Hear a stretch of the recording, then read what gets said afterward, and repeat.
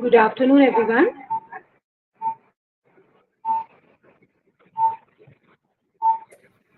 Greetings.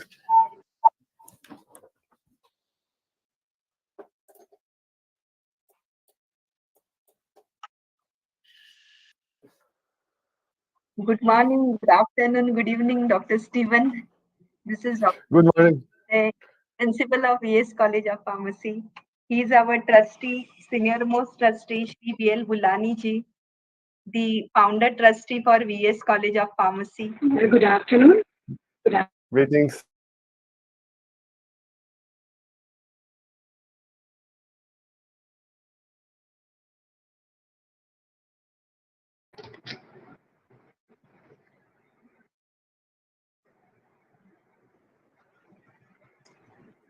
Madam, can I start? Yes. Yes. Good afternoon once again, all participants and Mr. Dr. Stephen, Dr. Sanja, and everyone who are present over here. I'm Dr. Reshma Tendulkar from Assistant Professor Pharmaceutical Chemistry Department of VS College of Pharmacy. I'm taking this opportunity first to introduce our principal madam, Dr. Supriya Shude madam. She is a lady of impeccable dedication and commitment and an epitome of success to our faculty and students. Her guidance and never say lost spirit is sheerly admirable. She has 28 years of academic and research experience. She is currently working as a principal from July 2009 from past 13 years. She has published 52 papers and 4 patents, presented more than 58 papers in various national and international journals. Overall, a grant of rupees 1,26,000 plus 43,000 US dollar plus 5,000 US dollar to her credit is also indicator of her dedication and involvement as a researcher. She has been a resource person at many national and international events. She is a peer reviewer for many journals. She has guided 36 students of MPharm and 3 students for PhD and currently guiding 4 students for PhD. With her vast experience in research and academics, she has been honored with Best Paper Award, Best Teacher Award, Principal Award, Best Paper Award again, the Research Project of the Year Award, Gold Medal at Avishkar, etc. at different occasions hosted by various agencies.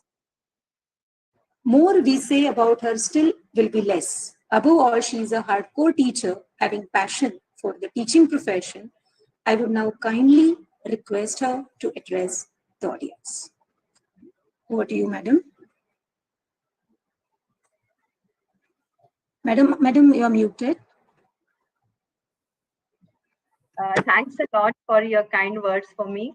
But before I speak, I would request our trustee, Shri B.L. Bulani sir, to talk about, in few words, let him mention about what was there in his mind when he started the project of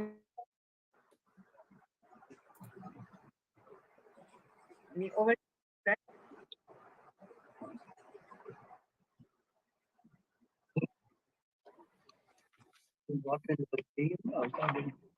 This is a webinar on molecular modeling, importance in research, and we have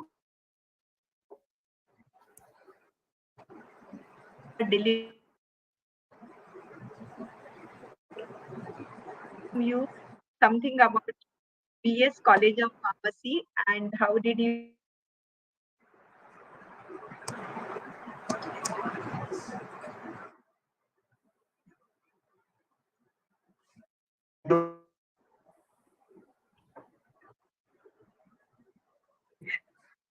Pharmacy the basically it's college. And this place wanted to start a medical college, but we did not. We thought the next the medical college is the subject of pharmacy, and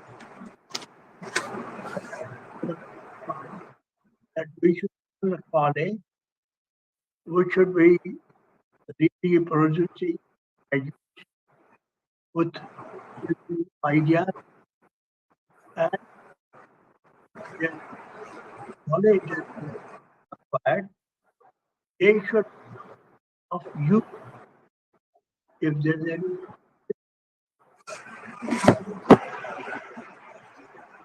solve it.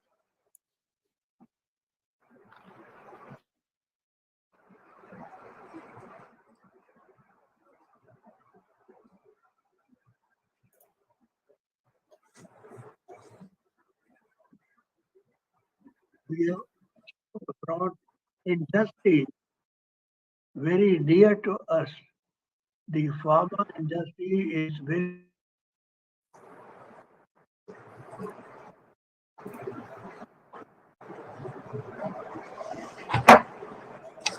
addressing the students and out of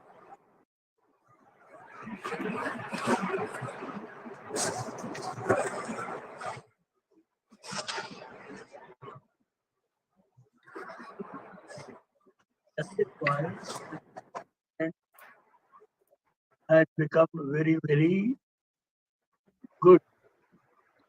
And we like to have association with universities who are engaged in this. At the same time, we would like to see if we too, university and our college can do research work together.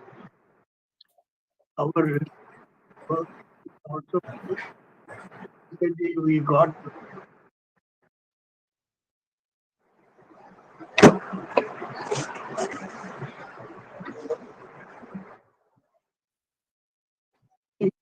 should develop the contact such universities who can look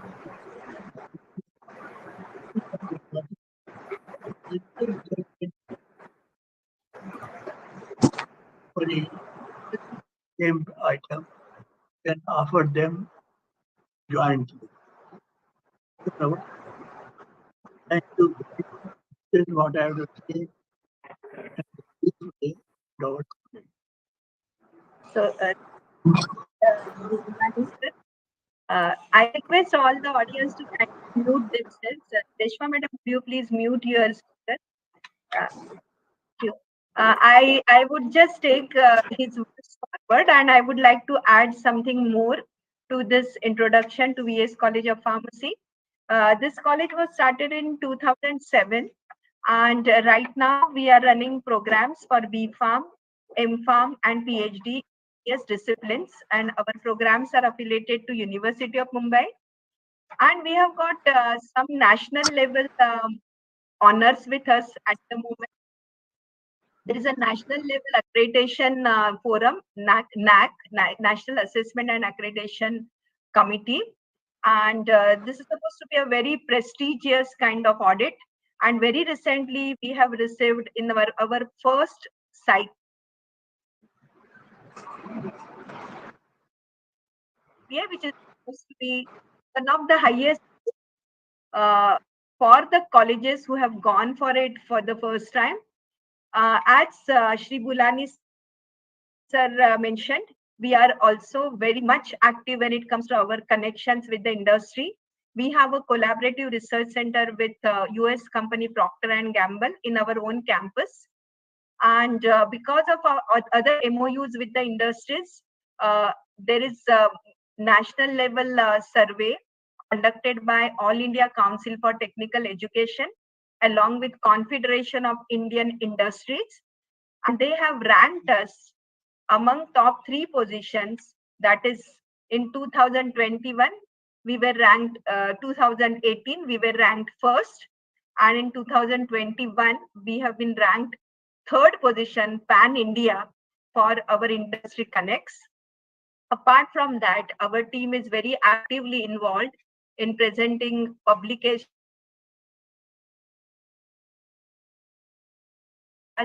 in the research conventions. One of the important research conventions conducted in the universities across the Maharashtra, it's called as Avishkar.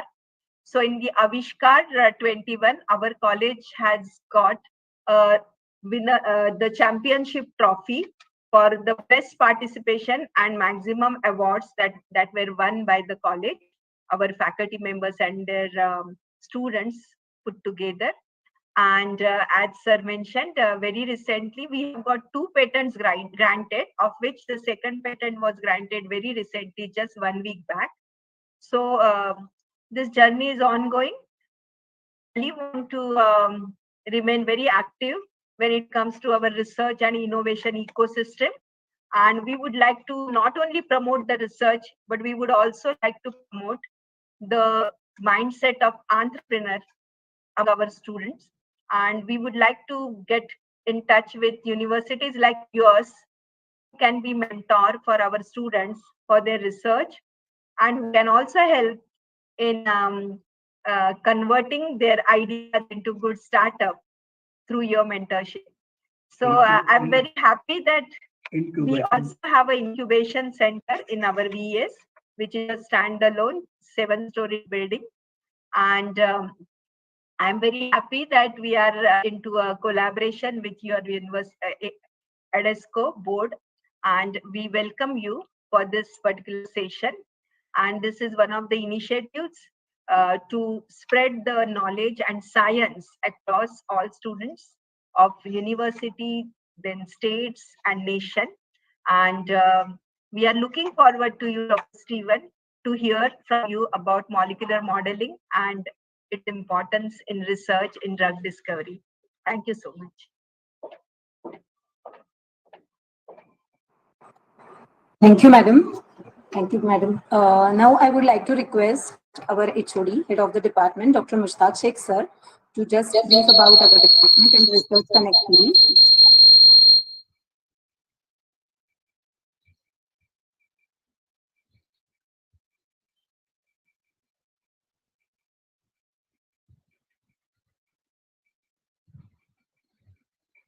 Yeah, very good afternoon to everybody. This is Dr. Mushtaq Sheikh, and I'm really fortunate to have been present for this event. This is our Research Connect Series 5th event this year, and this activity we had started with the intention of giving background of research to the aspirants of research. We also premeditated that to help the candidates selecting. This is the right time over here in India. The students are now going for admission to their research, also postgraduate program, and we were properly targeting them only so that they can get a real feedback from the teachers like us and industry people, that what field they should choose, what attitude they should have while choosing the right field for their career. So this is our second year of activity, and till date we have actually coordinated 3 seminars and 2 offline workshops. I'm happy to share that we have been getting a tremendous response to our activities. I'm hopeful that the participants are getting really benefited and able to build a kind of aptitude for research. I welcome to this you all to first event of Department of Pharmaceutical Chemistry, which is in a kind of international board, and we are privileged to have Dr. Stephen and his entire team at this platform. I'd like to share with the participants that VS College of Pharmacy and EDESCO, as Madam was mentioning, Novi Sad Serbia, we are we have already joined hand and entered in a memorandum of understanding, and I firmly believe that we'll be coming up more often with this kind of activities, which will be fruitful for the students. I welcome again Dr. Stephen and your team, and definitely looking forward for learning all new things and development in the field of molecular modeling. Thank you very much, Madam. Over to you.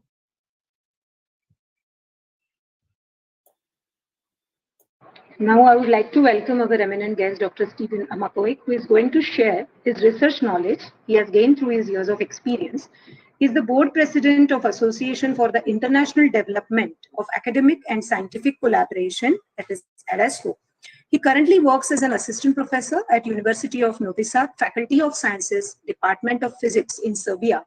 He has a total of 132 publications published till date. He also has 365 verified pre-publication reviews to his research portfolio.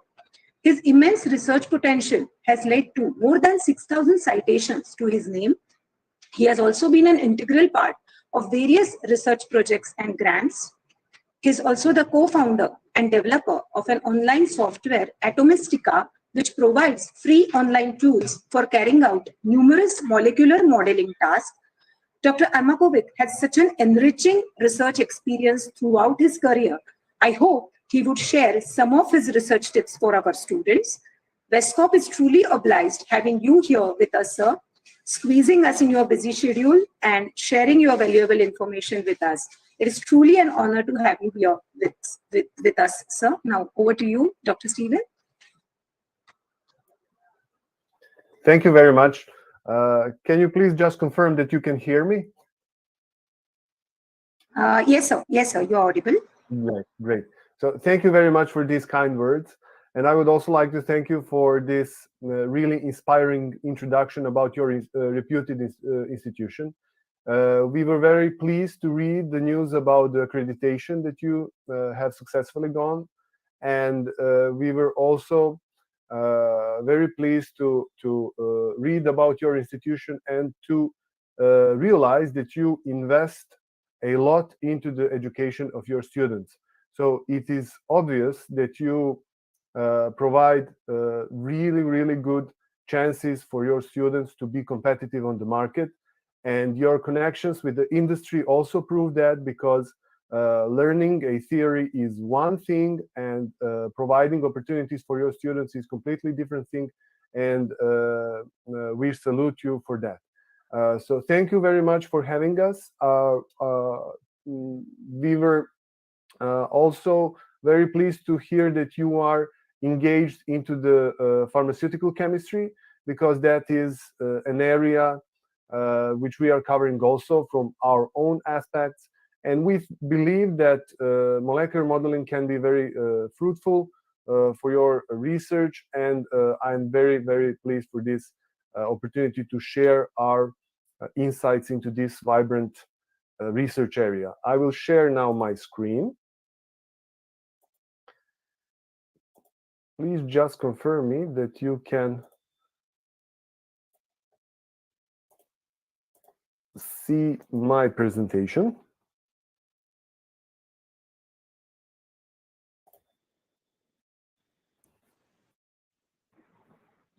Yes, sir, we can see. Great, great. So once again, it is my pleasure to participate in today's event. And this is the first joint event organized as a result of collaboration between VESCOP and IDASCO.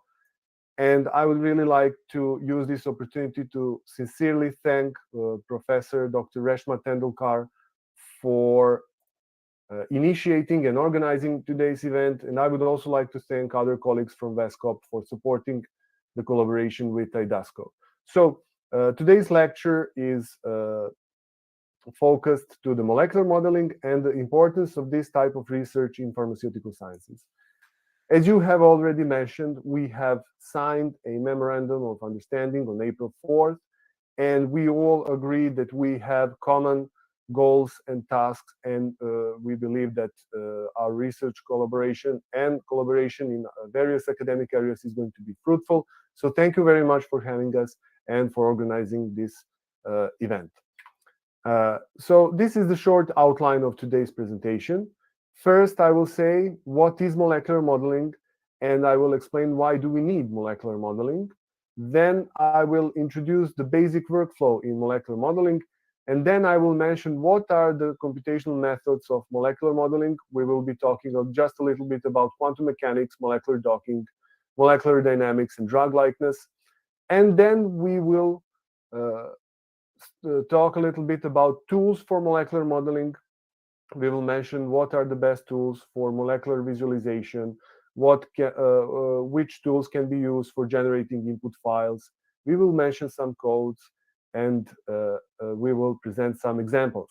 So before I formally begin, I would like to ask students to engage in discussion after this presentation, after this lecture. Feel free to ask whatever question you want to ask. there are no formal timeframes for the discussion session after this presentation, and we would really like to engage in discussion with you. So the first part, what is molecular modeling? So molecular modeling is about predicting.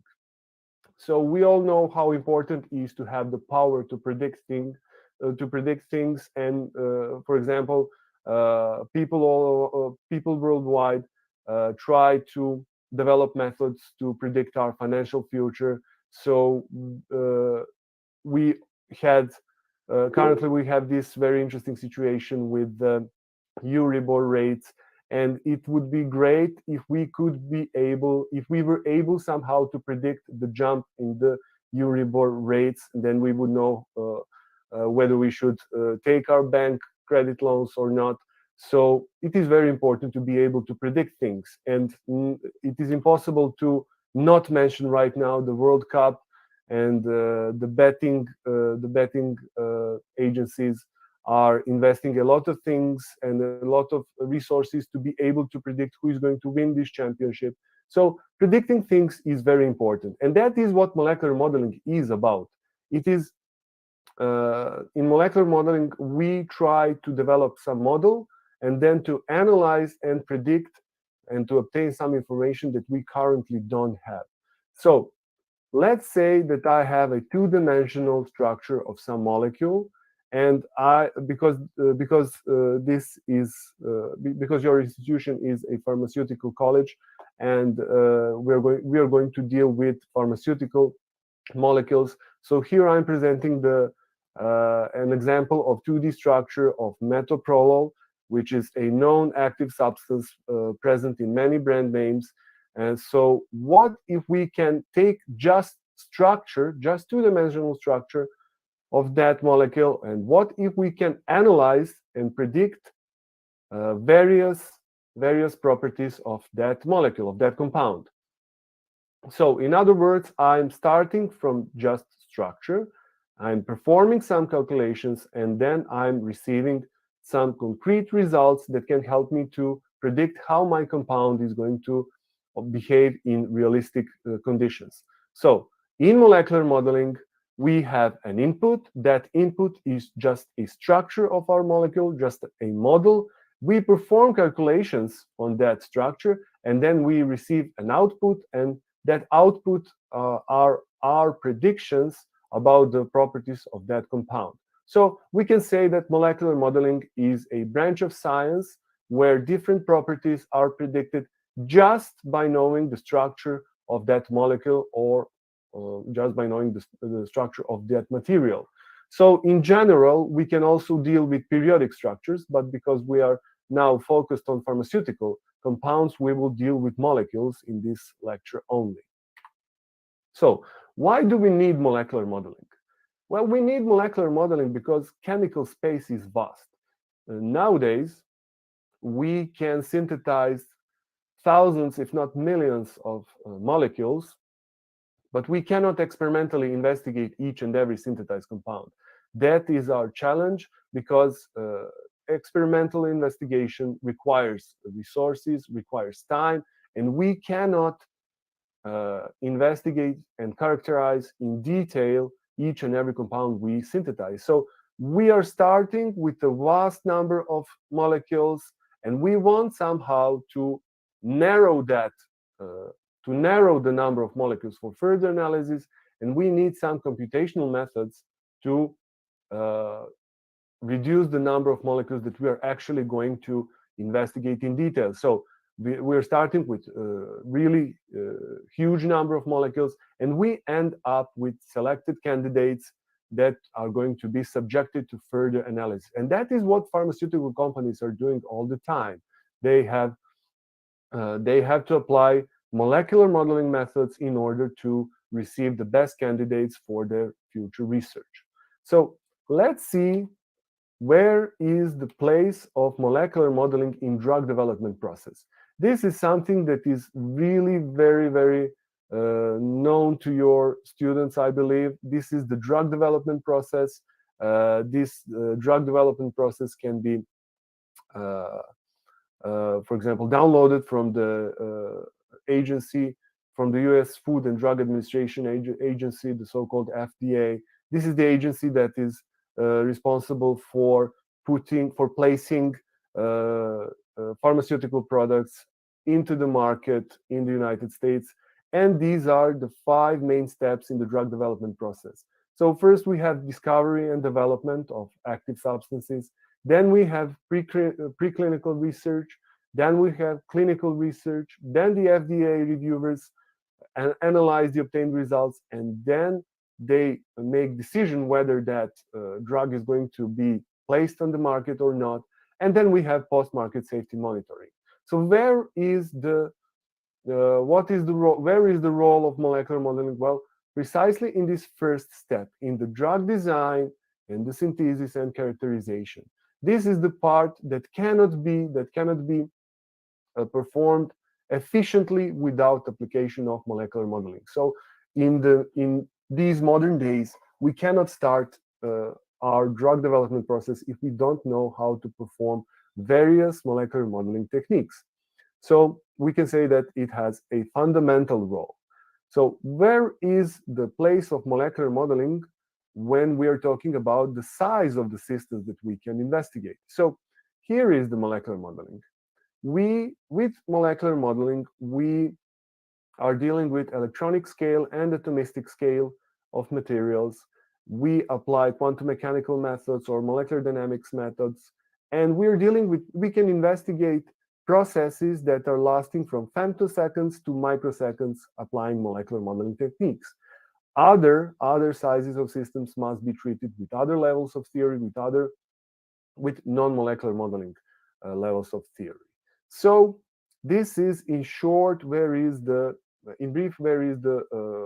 role of molecular modeling and where it is located.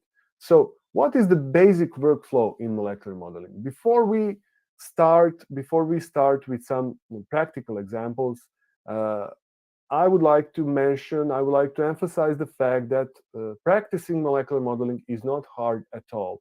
Of course, you have to know the fundamental elements of molecular modeling, but in reality, practicing molecular modeling is really logical. So you have some input and you have some modeling code, and you have to provide that input to the code, and the code will do the hardest job for you, and then the code will produce the output. So in reality, input file is just a simple text file that contains instructions what your code should do with that input, and then the code does the hardest part and you receive the output, which is also a simple text file, simple, quotation simple.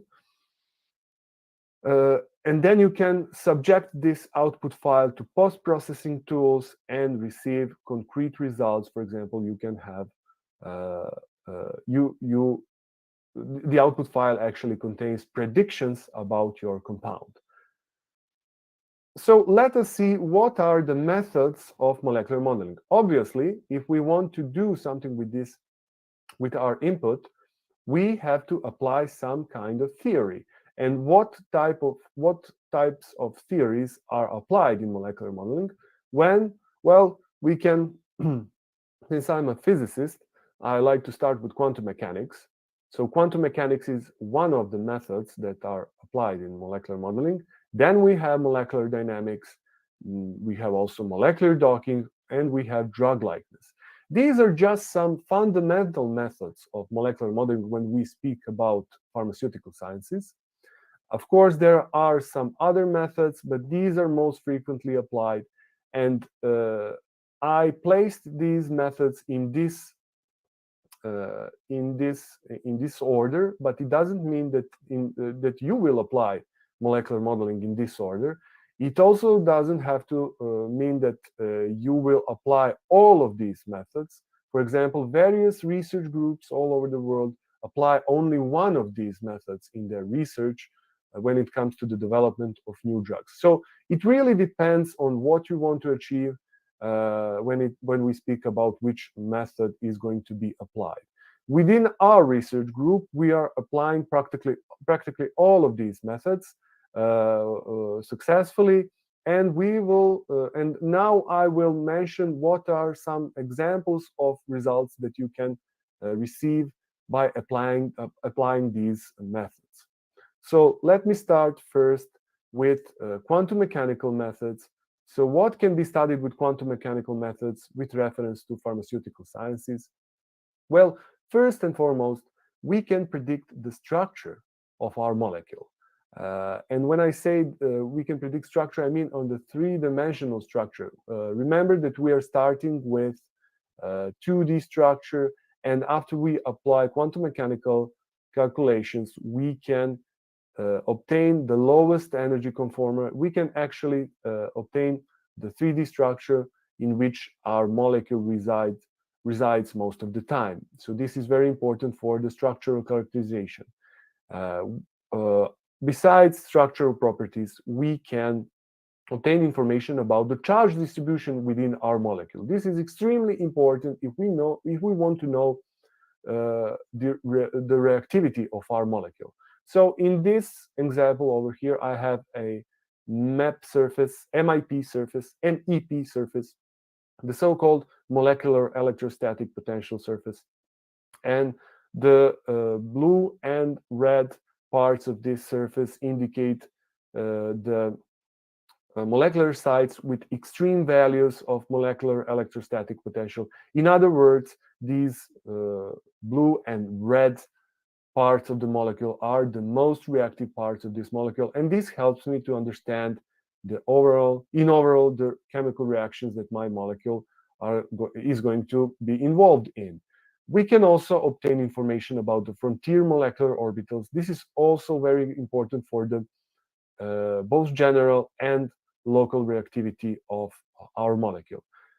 In terms of pharmaceutical sciences, it is also important to understand the light absorption by our molecule, because this is very important for the shelf life of our molecule.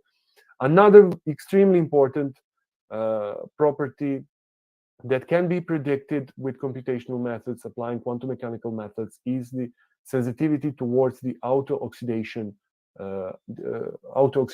mechanism. So we all know that active components of pharmaceutical products can be highly unstable, and that genotoxic impurities can be formed. And precisely this calculation helps us to identify if our molecule is having some weak spots in terms of auto-oxidation. And here I have presented a molecule, one of the molecules that we have investigated lately, and we can see here that this value is equal to 85, almost 86 kilocalories per mole. This indicates that this molecule might have problems with auto-oxidation here on this OH group. And of course, what is really interesting to me as a physicist is the drug carriers. So for example, I can investigate how pharmaceutical molecules interact with nanostructures, and I have the ability then to seek for the best drug carriers of pharmaceutical components. This is one of the papers that we have recently published, where we have investigated binding energies between graphene and molecules that are used as local anesthesia in dental practice. So these are just some examples what can be studied with quantum mechanical methods with reference to the pharmaceutical sciences. Of course, later I can explain in more details, and during our future collaboration, we are going to teach students how to obtain these properties. So what are the pros and cons of quantum mechanical methods? Well, the positive side of application of quantum mechanical methods is that they have very high accuracy. They are if you want to obtain accurate information about the reactivity of your molecule, then you will apply quantum mechanical methods. There is a variety of quantum mechanical methods developed so far. You have semi-empirical, DFT, post-Hartree-Fock methods. These are all methods that can cope with different aspects of molecular reactivity, and you can investigate in general the global and local reactivity with quantum mechanical methods. You can also predict spectroscopic properties of your molecules, reactions, and there are a variety of molecular modeling packages that can be used to perform quantum mechanical calculations on your molecules. What is the negative side? Well, these methods are computationally most expensive. They cannot be applied to large molecules. So in reality, it is really, you need really strong computational resources to apply quantum mechanical methods on molecules that are containing, for example, more than 100 atoms. You can, of course, apply some of the semi-empiric methods, which we will be talking later about that, to large molecules, but the so-called density functional theory approach is really computationally expensive to be applied on large molecules. And of course, that is the reason why these methods cannot be applied for proteins. So you can forget about investigating interactions between ligands and proteins by applying quantum mechanical methods. But luckily, we have other levels of theory, other methods that we will be talking very soon. So let's talk about molecular mechanics and molecular dynamics. In the previous section, I was talking about quantum mechanical methods, and in that picture, we observe molecule as a quantum mechanical object. But in molecular mechanics, atoms in molecules are observed as balls connected with springs. So from quantum mechanical picture of a molecule, we are going to mechanistic picture of molecule, and this helps us to deal with mathematically not very complicated equations. So this is the general form of equation for the potential energy of a molecule. And we can see that this equation has several terms. Each of these terms has its own form, and you will observe that we have these constants here, and these constants have values, such values to reproduce the experimental results. So it is challenging to obtain information about these constants, and we have to, for those purposes, we have to perform something that is called parametrization. And in other words, we have to teach these equations how to take these values, how to take proper values of these parameters. And we can do that either by comparing with experiments or either by applying higher order quantum mechanical calculations in order to obtain accurate results. So comparing with quantum mechanical methods, the molecular mechanics is fast. It is orders of magnitudes faster than quantum mechanical methods, but the accuracy of molecular mechanics depends on the parametrization. So we can, what that means is that we have one equation for potential energy for pharmaceutical molecules. We have different equation for the total energy of our system for some, for example, inorganic molecules, etc., etc. And that is the reason why we have so many different equations for calculating the total energy of our mechanical system, mechanistic system. And we call this equation, we call force field, and that is the reason why we have so many different force fields.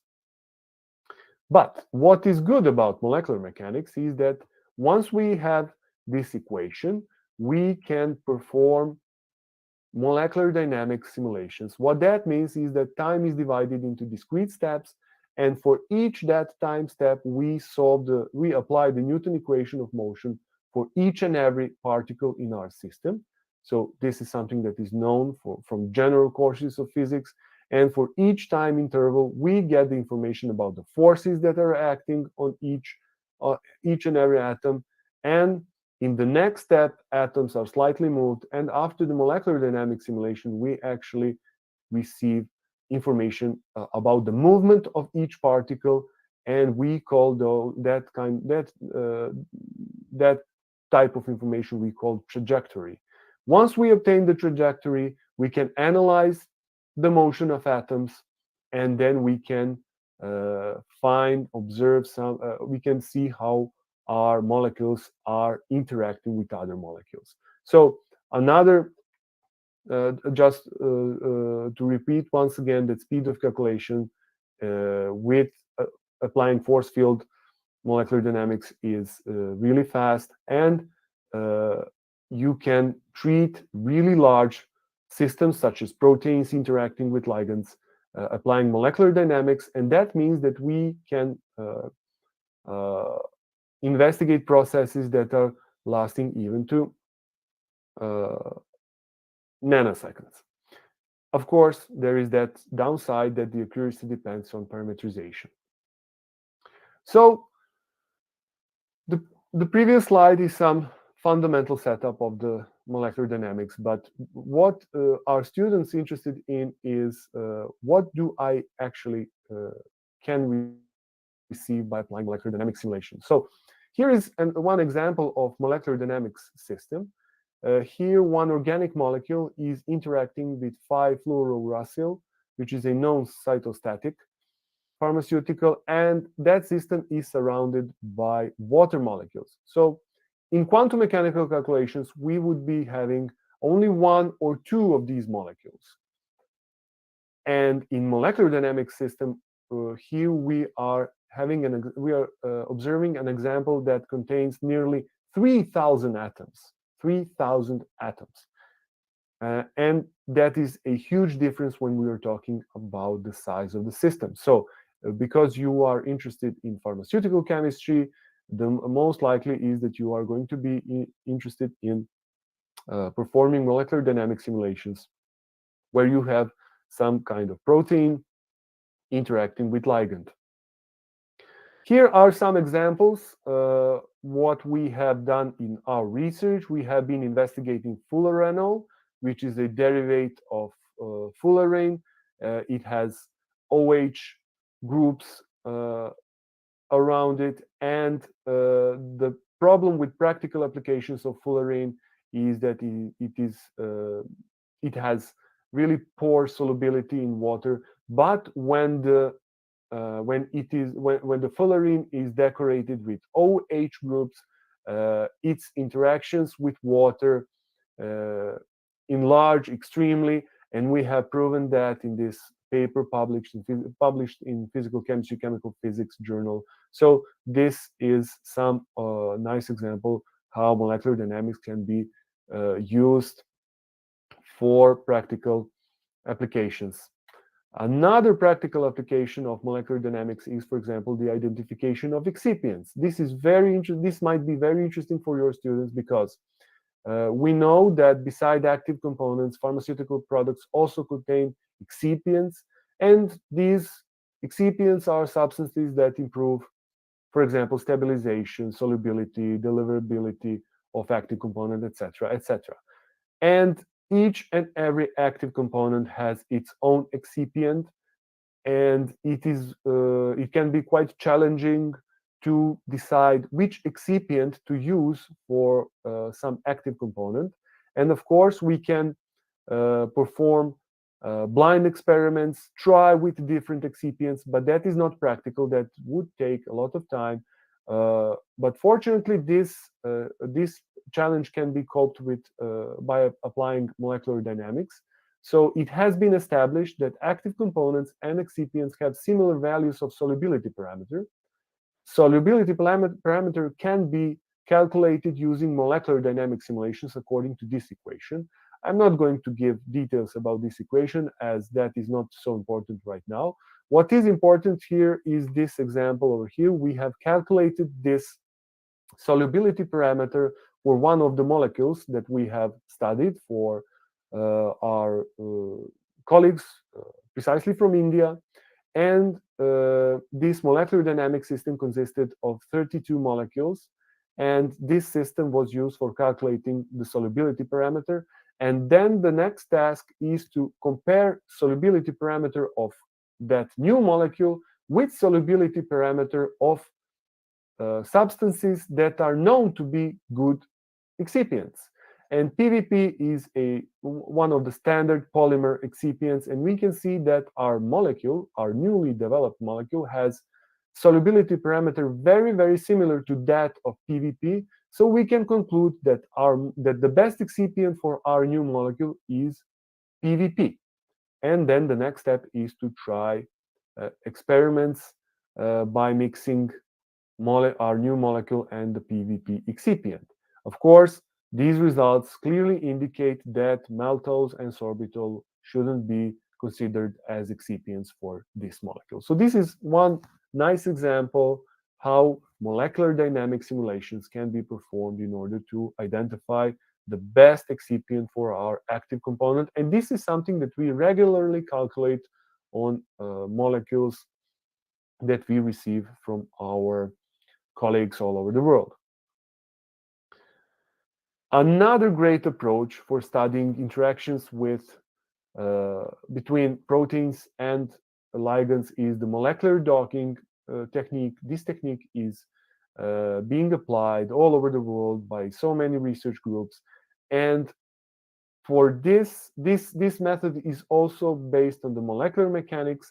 We have the crystal structure of protein, and within that crystal structure of protein, we define the binding site, or we can consider the whole protein, which is called the blind docking, and then we instruct the molecular docking code to try different conformations of our ligand within that binding site, and then the scoring function decides which is the best binding pose of that ligand to that protein. So these are some practical examples. Once we have information what is the best docking pose of our ligand, we can enlarge that structure, and then we can subject that system to further calculations, and we can obtain information about the hydrogen bonds that are formed in that place. And it is really, we can also, of course, identify which parts of that molecule, which parts of that protein are interacting with our ligand. And this is extremely powerful to make initial assessments whether our molecule is going to bind to protein or not. And when we are talking about molecular docking, we cannot skip the COVID-19 situation. We are all aware of the consequences of this disease. And when the COVID-19 outbreak happened, what scientists all over the world first did was to perform dozens of molecular docking calculations. So the first step was to identify the protein that is responsible for COVID-19, for spreading of the COVID-19. And once the COVID-19 protein, I call that COVID-19 protein, that is not the right term, but when the responsible protein was isolated, and when crystallographers have solved the structure of that protein, then the molecular docking calculations became available, and scientists all over the world tried with different ligands and checked which ligand binds to these proteins, to this protein with the highest values of scoring function. And this crystal structure of the COVID-19 main protease in complex with an inhibitor is freely available on this website here. What is great about molecular docking is that we have millions, actually hundreds of thousands of structures of different proteins, and nothing can stop us to try to see if we are developing new molecules, how our newly developed molecule bind to that protein. So each and every protein in this database has this four-letter code, and it is enough just to type this into the search bar on the website of RCSB, and you will receive this structure, and then you can perform molecular docking. Another important method in the development of new drug is the so-called application of drug likeness parameters. So what scientists did, actually, they analyzed the values of, they analyzed the selected values of some quantities for thousands of molecules, and they realized that good pharmaceutical molecules are having certain values of certain quantities in certain ranges, and these quantities are called the drug likeness parameters. So the good drug likeness parameters are log P, number of rotable bonds, number of acceptor and donors of hydrogen bonds, mass, polar surface, etc., etc. So this is one. So when you are developing a new pharmaceutical molecule, you simply calculate these values and check if they have values. You calculate the quantities of these values and check if these quantities have values that are within these ranges. And this has been first done by Karl Lipinski while he was working for Pfizer. So it is popularly called Lipinski's rule of 5 or the Pfizer's rule of 5. So if your molecule, if your newly developed pharmaceutical molecule has log P less than 5, number of donors of H bond and number of acceptors of H bond respectively less than 5 or 10, or and if it has molecular mass less than 500 daltons, this molecular effectivity, and polar surface less than 140 squared angstroms, then it is highly possible that it would have good absorption, distribution, metabolism, and excretion properties. Unfortunately, what drug likeness does not provide is the information whether this newly developed molecule is having a desired biological activity or not. But that is something that for that we need to perform experiments. So what are the tools for molecular modeling? We have been in previous slides, we have presented what are the most frequently used methods when developing new drugs, but what are the tools for molecular modeling? Well, scientific community is really rich because we have so many tools available for molecular modeling. And all of these tools in this slide are completely free for academic use. Some are even open source, so you can use it even for your commercial activities, but all of these tools are free to be downloaded and used for academic purposes.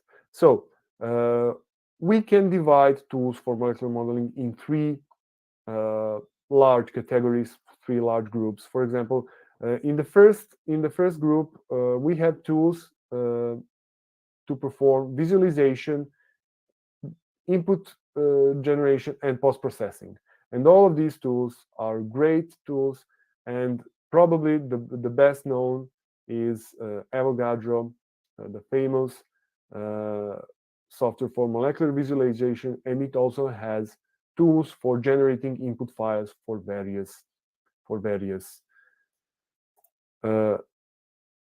modeling packages. So when it comes to calculations, these are the best known freely available tools for performing calculations on molecules. We have ORCA, Psi4, GAMES, NYChem, multi-WFN, XTB and STD, MOPEC, and AutoDocVina. AutoDocVina is best known tool for molecular docking. These tools are very important because with these tools you can perform semi-empirical calculations, and semi-empirical calculations are simplified quantum mechanical calculations that allow you to apply quantum mechanical calculations on large systems, and that is what Atomistica has been using, precisely the XTB. And probably the best known and most powerful molecular modeling package is Orca. Psi4 is also extremely powerful. And then we have databases. So here on this, in this first source, you will find the crystal structures of proteins, and thanks to this database, you can perform molecular docking. ChemSpider, PubChem, Zinc, DrugBank, those are all databases that contain molecular structures of various pharmaceutical molecules. Materials Project contains crystal structures of periodic structure.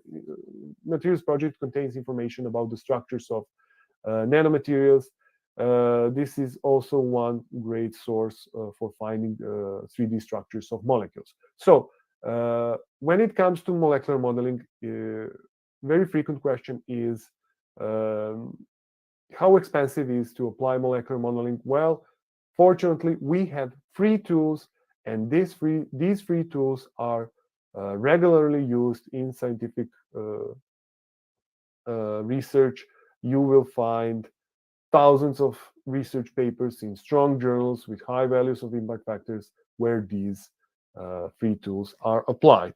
Now, I want to mention one thing, and that is that here I have mentioned the free tools, but you have also a range of commercial codes.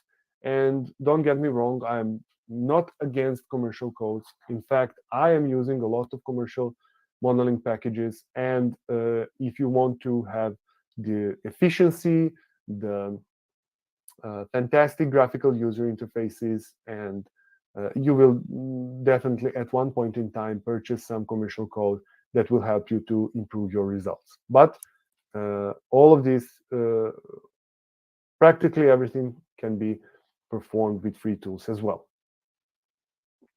These are the logos of some of the tools that I have been mentioning on the previous slide. So now I will say something about the Atomistica Online, which has become practically a molecular modeling platform lately. So initially, we wanted to make just an online input generator for Orca program. When I mentioned all of these tools, if you want to perform calculation, as I mentioned in one of the slides, if you want to perform calculations with these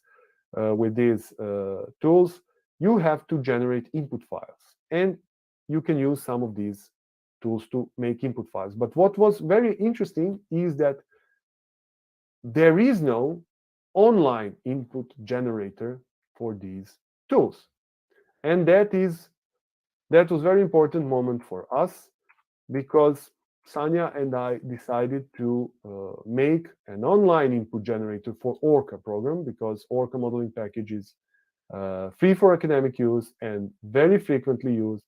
And we wanted to make a tool that will help teachers to teach molecular modeling, or that will help beginners in this field, because with Atomistica Online, it is very easy to generate Orca input file and then to subject that to Orca calculations. And we developed initially Atomistica Online using Python and the Anvil platform, and we didn't have great expectations at all. We just tried what is going to happen, because we wanted to, if nothing happened, we will at least have some tool for our own teaching purposes. But after some time, we realized that we made a good application and that everything is working properly. So we decided to make a paper about that effort, and we offered that paper. We submitted that manuscript to the Molecular Simulation Journal, which is a nice journal with decent impact factor, and the paper was accepted for publication. So we are really happy for that, because that helps promoting this effort in general. And then we decided to make a separate website called Atomistica Online, where we are going to host this application. So if you go to Atomistica Online, you will see the main Atomistica Online application, and you will see the online XTB calculator. So currently, Atomistica Online has these tools, and we decided to place the XTB calculator on a separate application because that is easier to maintain. So if you click on Atomistica Online, this is the application that this is going to open in your web browser.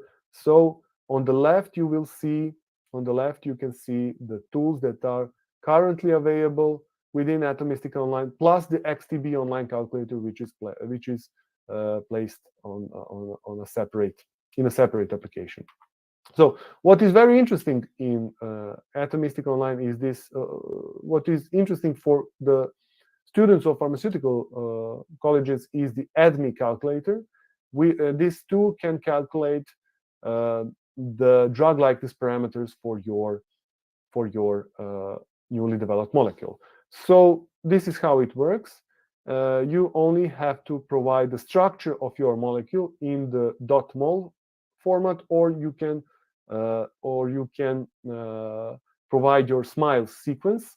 On some other occasion, I will explain what the mol formats and SMILES sequence are. But when you do that, this is what you're going to get. So these are the reference values, and these are the values of, these are the drug likeness values. These are the values of drug likeness parameters for metoprolol. So remember that I started this presentation with metoprolol, which is a known active substance used in metoprolol is actually a very known beta blocker. And you can see that all of these values are within desired ranges for metoprolol. So you can go, students can go to the Atomistica Online and use the ADME calculator to calculate drug likeness parameters for some molecules that they are dealing currently. And below, you will also get the 2D structure of that molecule.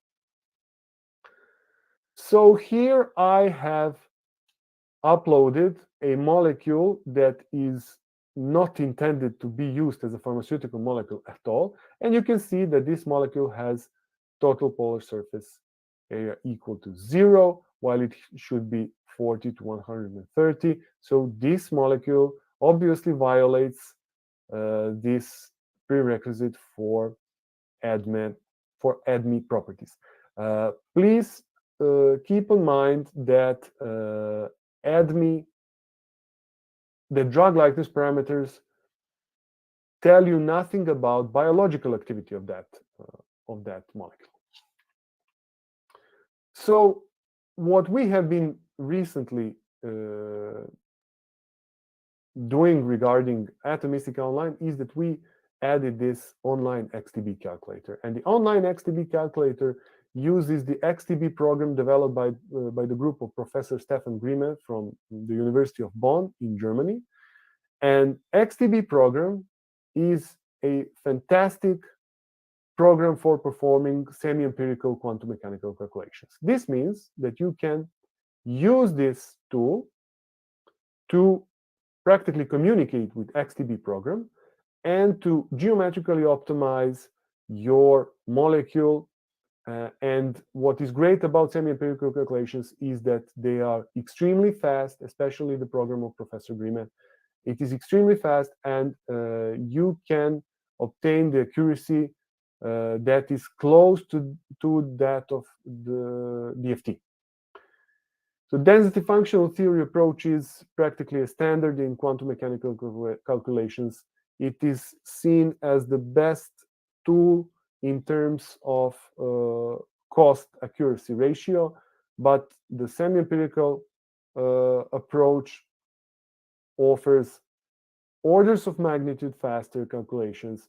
And the great thing about the online XTB calculator is that you can do everything from your web browser. So the first thing that you have to do is to upload your structure in XYZ or PDB formats, and then you select the task, select some of the tasks. So you can currently, with online XTB calculator, you can perform energy calculations, optimization, frequency calculations, or optimization and frequency calculations.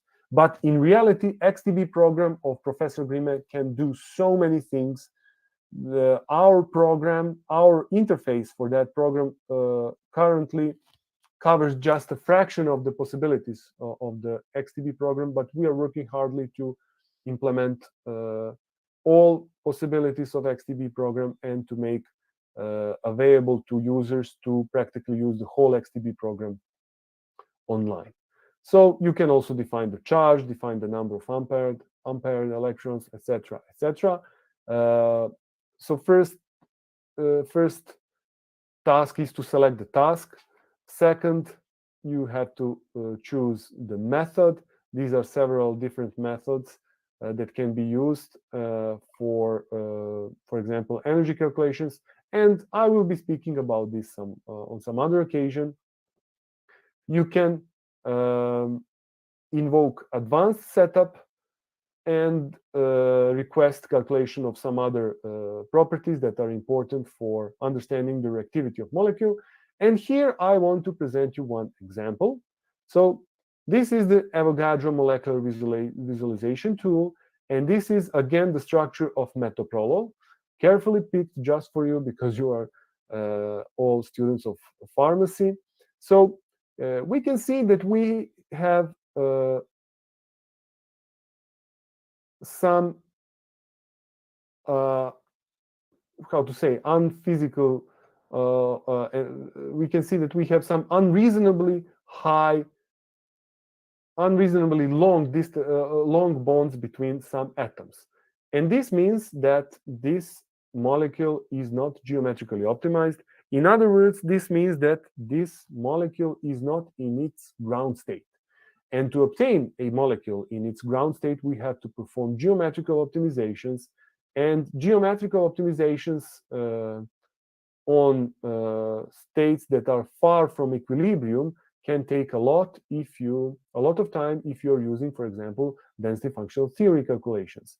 But with this XTB program developed by Professor Grimme and with our online application, you can do that in a matter of seconds. So this is the structure that I imported into the web application. I requested optimization plus frequencies calculations, and after literally a few seconds, the calculation was done, and I could download the output file or I could download the optimized geometry.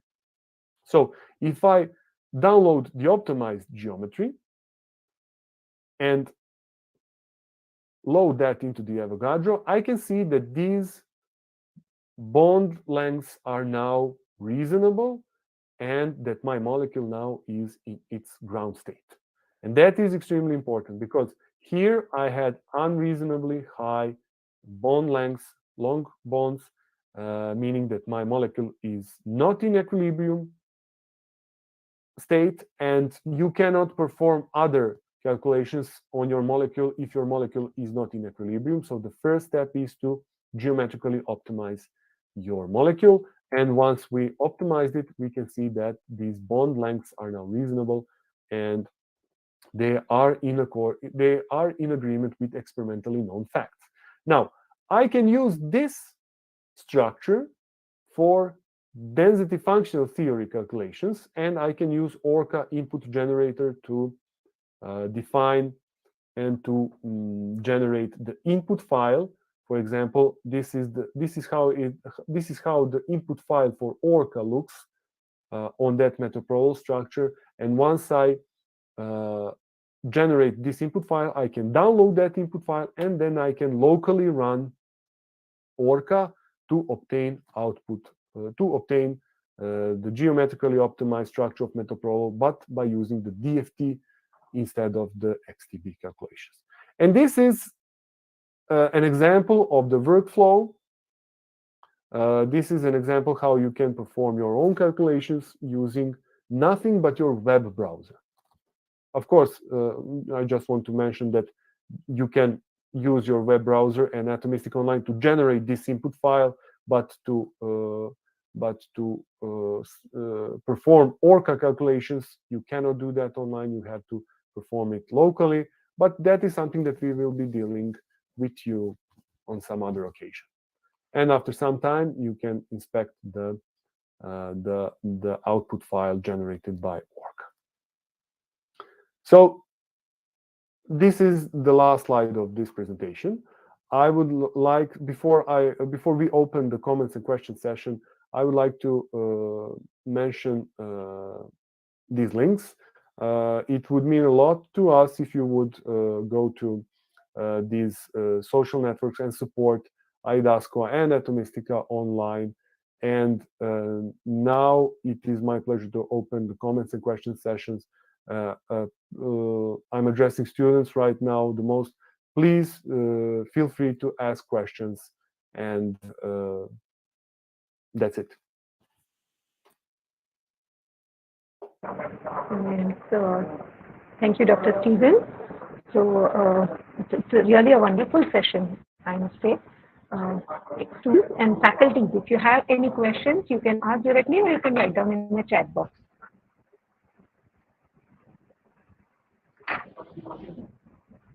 Anyone?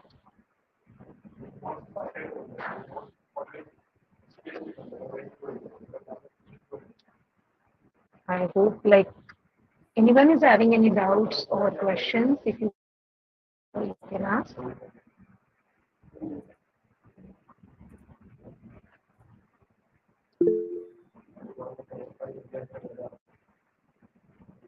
Yes. Good afternoon, sir. Good afternoon. I'm Parsul Agarwala. I'm a student of SAL Institute of Pharmacy, and I'm doing PharmD third year right now. And if you take a project for, like, suppose cancer, and I want to identify or synthesize a new molecule for cancer. But right now, the existing drugs, for example, for breast cancer is tamoxifen citrate that's going in the market. So now it also have its certain limitations as well as its limitations. So now I want to alter the molecule and make it more efficient or more potent by its molecular docking. So what are the measures that I need to keep in my mind before doing all of it? Can you please guide me through it? Of course, that is great question, and that is great example how molecular modeling can be applied. So, from one side, we have some pharmaceutical products that are already available on the market, and of course, the next step is to alter them somehow and to we say that screen them against protein structures. And before anything, you should be aware that there are libraries. There are so-called there are available fragment libraries. So you can define which functional group of that already available molecule can be replaced by that fragment from that fragment library. And then you will receive, of course, hundreds, if not thousands, of new molecules. And before you subject that to molecular docking, it is necessary somehow to evaluate if those structures are reasonable or not in terms of stability. And I think that it would be first the best to perform some kind of reactivity or of stability study, for example, to investigate the homo-lumo gap of those structures and to identify the most stable ones. Once you identify the most stable ones, then you can proceed with molecular docking. But in reality, it depends also on the computational resources that you have available. So it might be possible that some research groups do not perform that task because they have strong computers and workstations, and they just want to see first through molecular docking what might be the best candidates, and they would later deal with their synthesis and stability. So thank you very much for asking that. And if you are interested, of course, if any student is interested in working with us, feel free to contact us, and then we can help you to perform all the calculations that we know how to perform. We will teach you how to do them also. I also want to mention one thing, that fragment libraries are available, and there are free tools for manipulating with the structures, but commercial packages have supreme tools for this for these tasks, because they are, after all, commercial for that reason, because they have really nice solution how to easily, in just a few steps, obtain so many different derivatives of that molecule with just a few clicks. Sir, how is molecular modeling come? How does molecular modeling come along with high throughput screening? How can we get the benefit of both of them together? Well, molecular modeling is practically applied for high output screening, and when the COVID-19 is the best example for that, because as soon as the outbreak happened, what pharmaceutical companies did immediately, they tried to use the high output screening to perform something that is called drug repurposing. So they immediately took all the libraries that they have, libraries containing structures of various molecules that are already being used for some treatments, and they have checked those structures against the protein that is responsible for the spreading of COVID-19. So we can say that high throughput screening and molecular modeling help us to optimize our quest for new drugs, and molecular modeling and high throughput screening are just what happened when the COVID-19 outbreak happened. So it would be really interesting to check the number of published papers in the last 2 years, that is the number of papers that are involving molecular modeling. And I can bet that the molecular modeling is present now more than ever, just because, unfortunately, because of the COVID-19.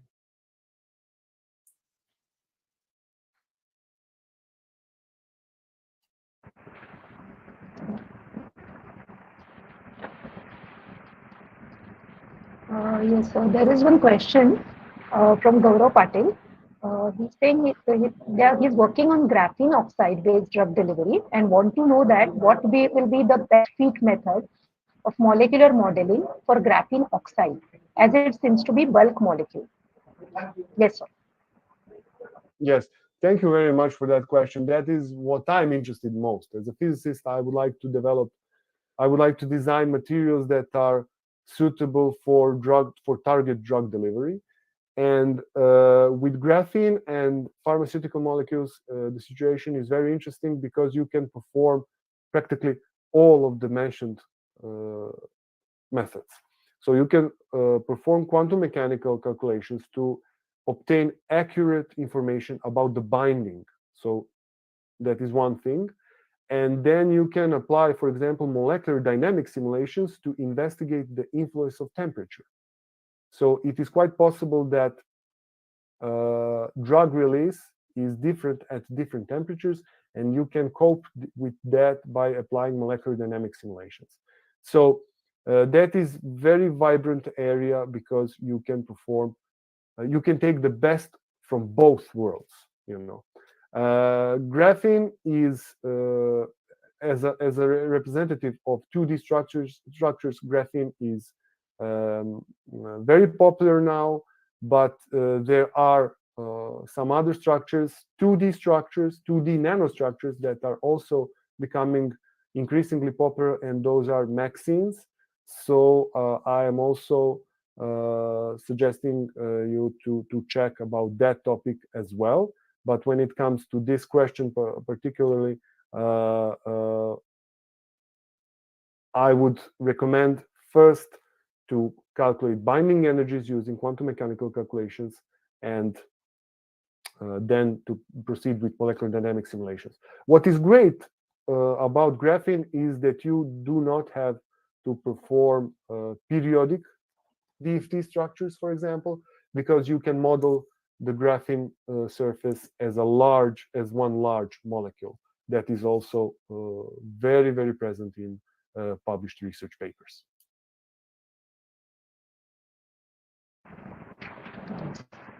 Students, any other questions?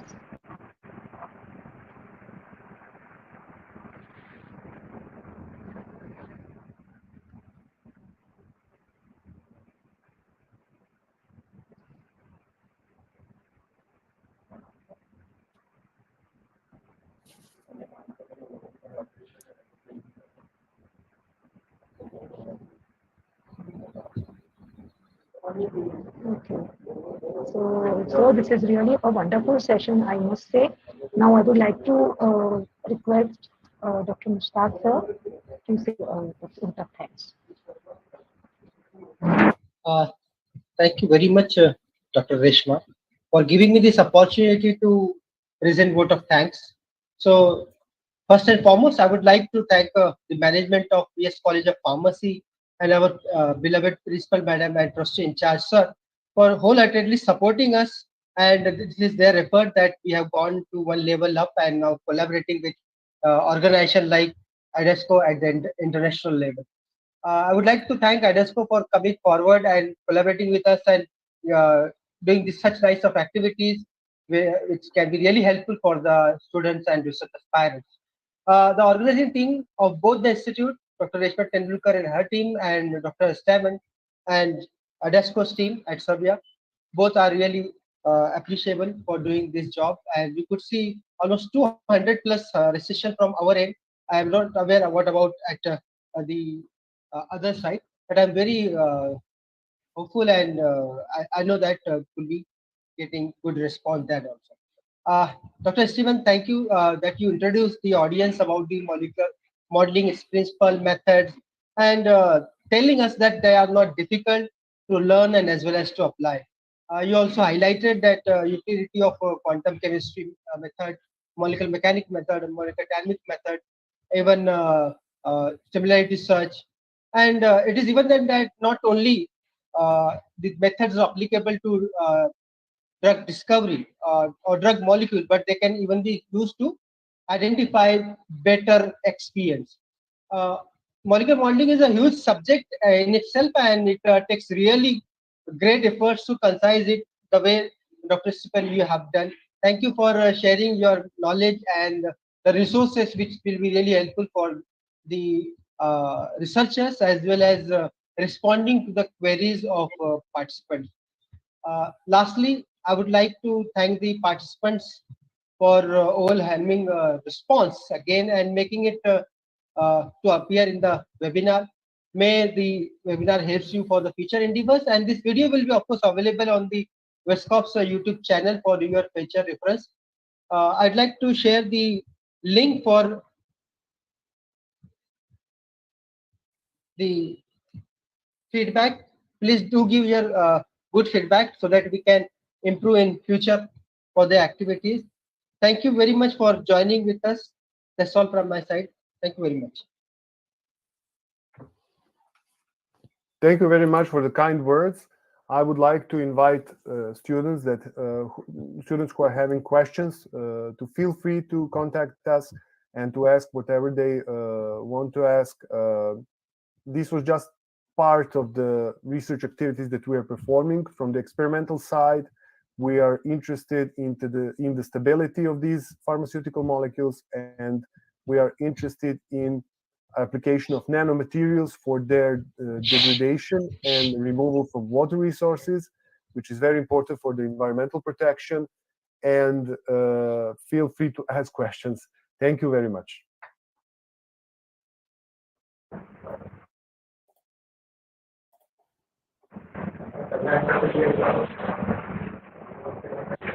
Thank you, Dr. Stephen. And we are looking forward in arranging such a beautiful sessions ahead. And we would like to learn many things from you in future as well.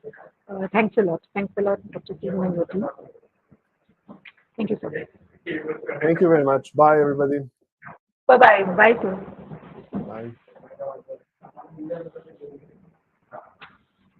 Bye.